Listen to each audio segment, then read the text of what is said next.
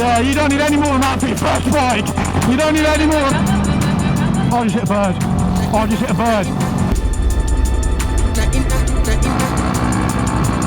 Just cafe race. Oh, look at that. Civic Type R. You don't see many of those new ones. The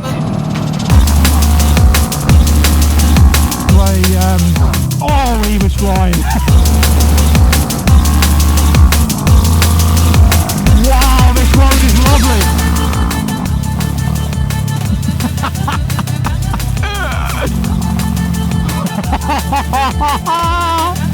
What a thing!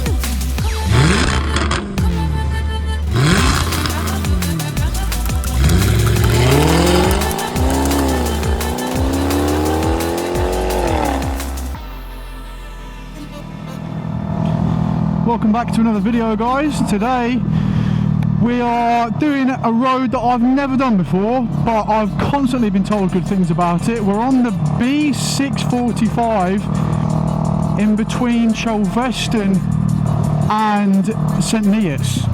Never rode it, but it's supposed to be quite a good road.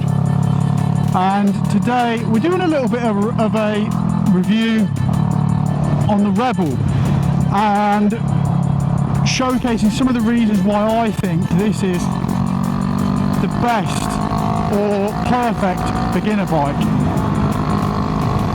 depending on what you want from a beginner bike, of course. So we're going to start off talking about cost. So these things, factory, brand new, get it out of the box, it's all brand new, all yours. You can pick one up for £6,500 UK prices, of course. If you're in a different country, then obviously the prices will change. This is a lovely road. £6,500 UK. I picked this one up for £3,800. This was 2019 with 7,500 miles on it. So it's practically brand new, but it's done, you know, nearly £3,000 in depreciation over 5 years. So I was quite pleased with the price that I picked this up for. I don't think it will do too much more depreciation. As long as I look after it, it should hold quite steady. So price wise, they're pretty good for how new they are. I know you can pick up older ones for less, of course, but I went with the 2019. I wanted ABS, and I suppose that takes us quite nicely onto the safety of this bike. This bike has ABS. Not all of the Rebels come with ABS, so if you are on the lookout for one, just make sure you keep an eye out to get one with ABS. I didn't realise before getting this bike how important getting ABS was. My God, the amount of times I have really had to stamp on the brakes and the ABS has caught the bike and it hasn't sort of tripped out on me or anything.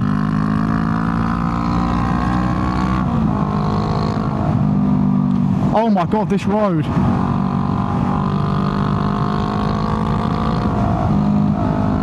Wow, this road is lovely.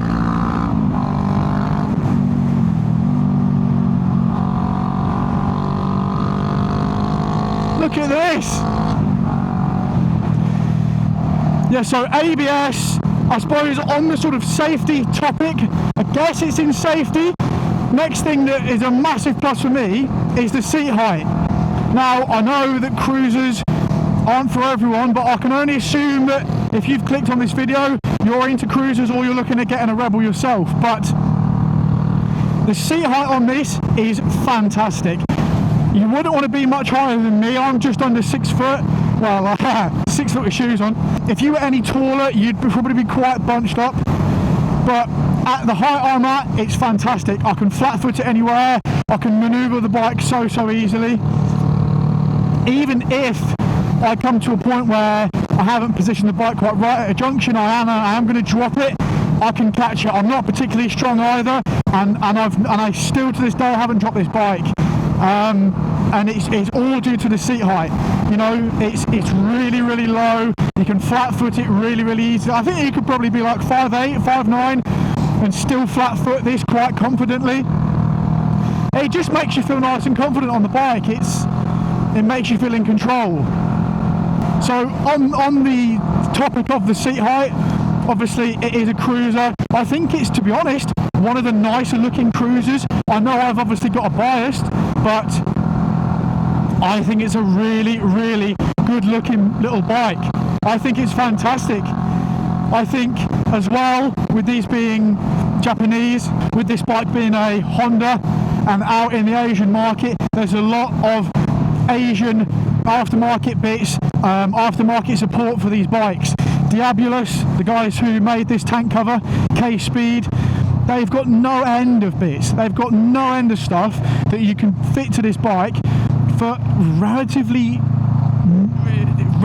cheaply, to be honest. And they're not difficult to install at all. They're not difficult to fit to the bike. I've got their tank cover and their engine cover, and it just makes the bike look so much more aggressive. These little bone lines through here, you can see the engine cover there. It just makes the whole bike look a bit more aggressive, and to be honest, it doesn't make it look like a 500. This looks like it should be something a little bit bigger. So yeah, there's the aftermarket support. The community for these Rebels is massive, really, really supportive. Also, on the topic of aftermarket support, you guys can probably hear you guys can probably hear the exhaust I've got on this as well.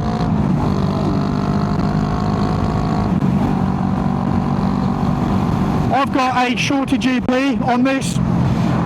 It was a super cheap exhaust, did not cost a lot of money, and it's just transformed the bike. Totally and utterly transformed the bike. What a machine it is now. It pops and it bangs. It's fantastic. I can't complain about this exhaust at all. The neighbours will complain, but I won't. I must say, sort of filtering through traffic as well. If you do need to be heard quickly, rather than reaching over for the horn, I just give it a couple of revs and people know you're there straight away. So, you know what they say, loud pipes save lives, and I honestly think they do.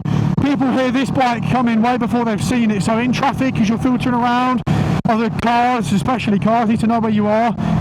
And yeah, it makes you be heard. Oh, what's that on the road? That's not a spill. Look at this.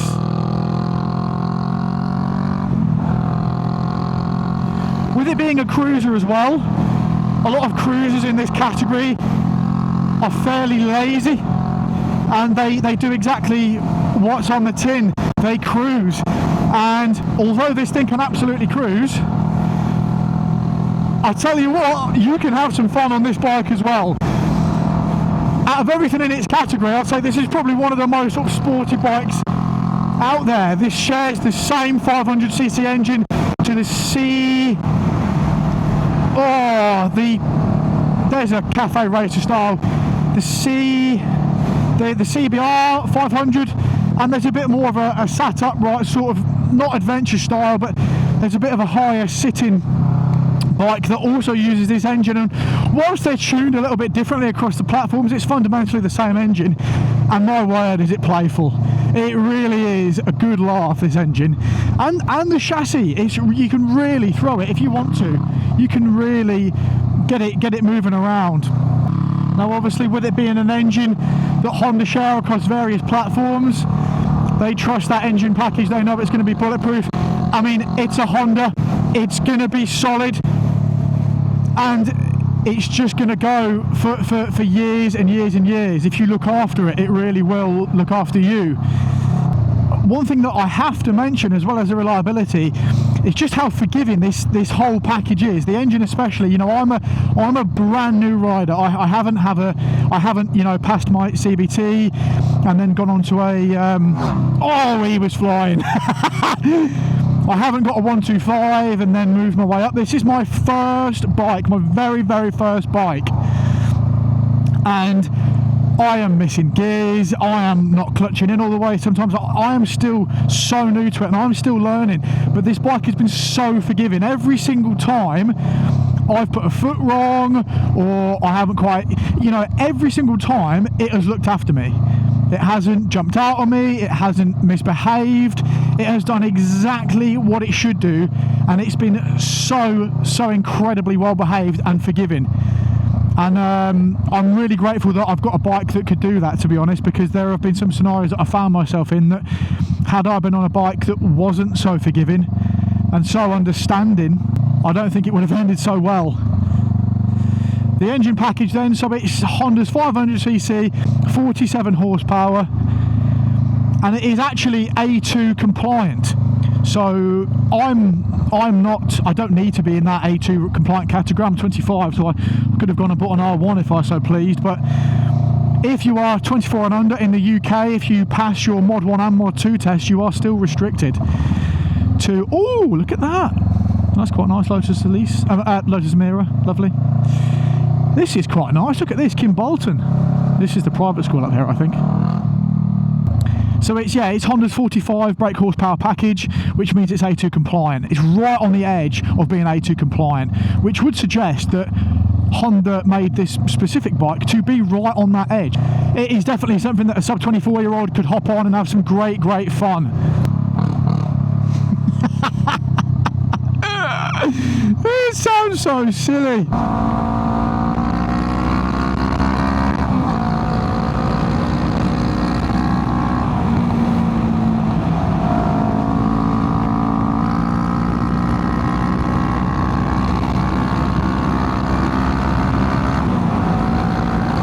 I mean, it does not hang around when it wants to, it really can move. Yeah, you don't need any more than that for your first bike. You don't need any more. Oh, look at that, Civic Type R. You don't see many of those new ones. God, it is quite loud, I will be honest. When I put the visor up, it is fairly loud. It is fairly loud. I think these bikers passed me earlier when I was setting the camera up. Look at that little snaky.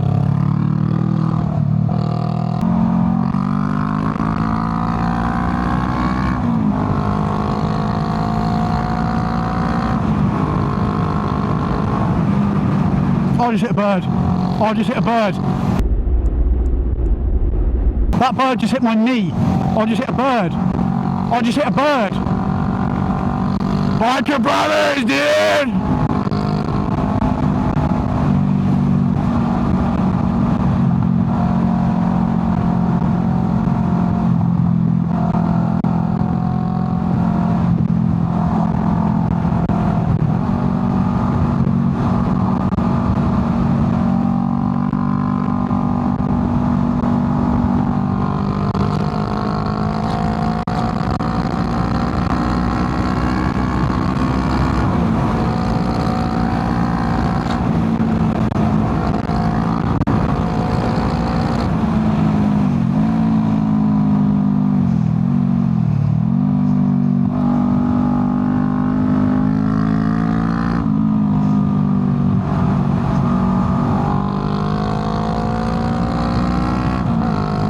Oh, it's such a good bike.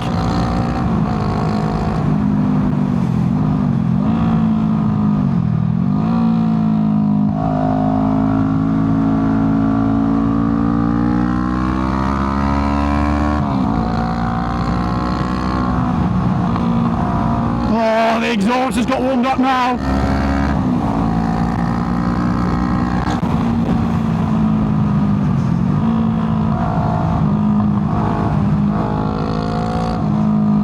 Oh man, it's so good. What a thing! Something else that these Rebels can do quite well. They're definitely not the best in the class at it, but long trips. And I'm going to do a whole separate video on whether the Rebel can handle long trips or not. But I recently did a trip over to Wales that on the way back I did about 11 hours of riding, which is quite a lot. It was way more than what I planned to do that day. But I tell you what, the Rebel handled it fantastically well. I had all the luggage loaded onto the back, so I had extra weight, and I did all sorts of driving. There was really fast driving. There was motorway cruising. I even took it off road at one point, just quickly. But it was good at everything. It just did it all really, really well. And there was one complaint, which is the seat. We'll come on to my complaints on the bike in a second. But it really was good. It could hold its own at 70 miles an hour. I can you know, it could still pull if it needed to, if I needed to get myself out of any situations. On the twisties, as you've just seen, it is more than capable for a first bike, more than capable. And I think on the topic of long trips, it's quite a good way to tie into my only complaints on this bike, and this is me being a real harsh critic, because there's not many things wrong with this bike at all. One of my biggest complaints will be the seat. If anyone has ever watched any content on this bike, you'll know that the seat is crap. It's uncomfortable.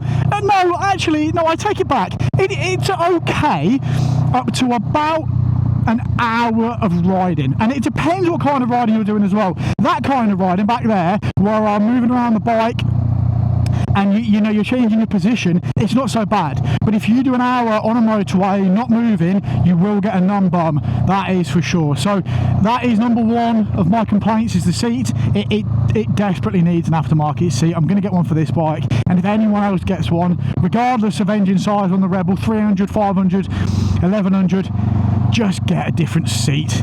It's not worth it. Is not. What is going on here? Car park, £2 all day. What is going on? And my only other complaint is the infotainment system, the dash. The infotainment system isn't great. The dash, now I got the 2019 model, and any models after that, 2019 onwards, you got a gear indicator. You got a gear indicator, which I thought, buying this bike, that I'd really need it. But I tell you what, you get used to the revs and you don't need it. You don't need it at all.